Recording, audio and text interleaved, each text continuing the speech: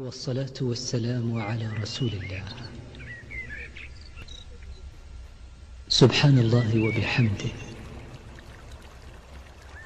عدد خلقه ورضا نفسه وزنة عرشه ومداد كلماته.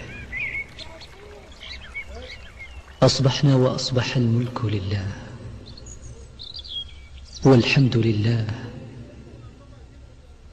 لا إله إلا الله وحده لا شريك له، له الملك وله الحمد وهو على كل شيء قدير. رب نسألك خير ما في هذا اليوم وخير ما بعده،